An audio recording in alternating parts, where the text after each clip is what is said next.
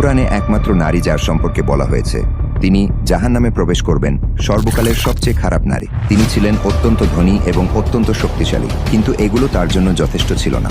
এই অভিশপ্ত নারীর অবিশ্বাস্য জীবন কাহিনী, যাকে এমনকি শয়তানও ভয় করে। উম্মে জামিলের সংগ্রাম, ইসলামের বিরুদ্ধে অবিশ্বাসের যুদ্ধ। আজকের ইসলামের শত্রুদের বোঝার জন্য প্রথমে তাকে বুঝতে হবে। তিনি প্রথম সেই কৌশলগুলো ব্যবহার করেছিলেন যা আজও ইসলামের শত্রুরা ব্যবহার করে। তিনি তার স্বামীকে বিশ্বাস প্রত্যাখ্যান করতে প্ররোচিত করেছিলেন এবং তার ক্ষমতা ব্যবহার করে মুসলিমদের উপর নির্যাতন চালিয়েছিলেন। এমন এক নারীর গল্প যিনি এতটাই খারাপ ছিলেন যে শয়তানও অবাক হয়ে যেত।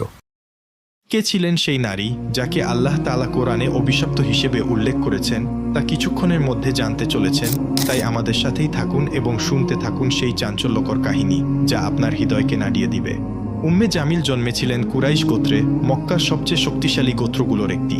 তার পিতা হাব্ব ইবনে উমাইয়া ছিলেন মক্কার সম্মানিত নেতাদের একজন। এমন পরিবারে জন্ম নিয়ে তিনি বড় হয়েছিলেন প্রাচুর্য আর মর্যাদার মাঝে। কিন্তু এই উচ্চ মর্যাদা তার অন্তরকে ভালো করেনি। শৈশব থেকেই তিনি ছিলেন উচ্চাবিলাসী, অহংকার এবং ক্রোধে ভরা। অল্প বয়সে তিনি বিবাহ বন্ধনে আবদ্ধ হন আবু লাহাবের সাথে, যিনি ছিলেন আব্দুল মুত্তালিবের পুত্র। আবু লাহাব ছিলেন মক্কার সবচেয়ে ধনী ও ক্ষমতাশালী পুরুষদের একজন। তার সম্পদ উম্মে জামিলকে, যিনি অহংকার আর বিলাসিতা পছন্দ করতেন, অপরিসীম আনন্দ দিয়েছিল। আবু লাহাব ছিলেন কুরাইশের বিখ্যাত ব্যবসায়ী, যার বাণিজ্য ছড়িয়েছিল দূর দূরান্তে। উম্মে জামিল এই সম্পদ ব্যবহার করে মক্কার সবচেয়ে আলোচিত নারীদের একজন হয়ে উঠলেন। কিন্তু তিনি শুধু তার স্বামীর সম্পদের ছায়ায় বসে থাকতেন না। তার সবচেয়ে বড় অস্ত্র ছিল তার তীক্ষ্ণ জিহ্বা।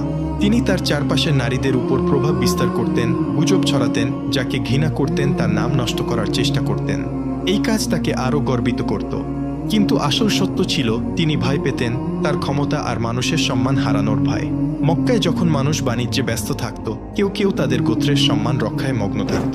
কিন্তু উম্মে জামিল ছিলেন তার গোত্র আর স্বামীর মর্যাদা ধরে রাখার জন্য আচ্ছন্ন। তার কাছে সবচেয়ে গুরুত্বপূর্ণ ছিল কুরাইশের নেতৃত্ব, বিশেষ করে উমাইয়া পরিবারের প্রভাব। কিন্তু একদিন মক্কার বাতাসে এমন এক খবর ছড়িয়ে পড়ল যা তার অন্তরে বিপর্যয় নিয়ে এল। নবী মুহাম্মদ সাল্লাল্লাহু আলাইহি ওয়াসাল্লাম ঘোষণা করলেন, আমি আল্লাহর রাসূল। উম্মে জামিলের জন্য এই কথা ছিল ঝড়ের মতো। তিনি নবীর পারিবারিক বংশ ভালোভাবে জানতেন। তিনি ছিলেন হাশিম পরিবারের, যা কুরাইশের একটি শক্তিশালী শাখা। কিন্তু যদি তিনি সত্যিই নবী হন, তাহলে তার ক্ষমতা কি বিপদে পড়বে না? তার জন্য এটি সত্য মিথ্যার প্রশ্ন ছিল না, এটি ছিল নিয়ন্ত্রণের লড়াই। যদি ইসলাম মক্কায় ছড়িয়ে পড়ে, কুরাইশের শাসন ভেঙে যাবে আর তার গর্বের জগৎ ধুলায় মিশে যাবে। তাই তিনি ইসলামের বিরুদ্ধে লড়াইয়ে নেমে পড়লেন প্রথম নারীদের একজন হিসেবে। তার স্বামী আবু লাহাব ইতিমধ্যেই নবীর বিরোধিতা শুরু করেছিলেন, কিন্তু উম্মে জামিল এই ঘৃণাকে আরও তীব্র করলেন। তিনি শুধু ইসলামের বিরুদ্ধে দাঁড়ালেন না, তিনি এটি ধ্বংস করার জন্য সবকিছু করলেন।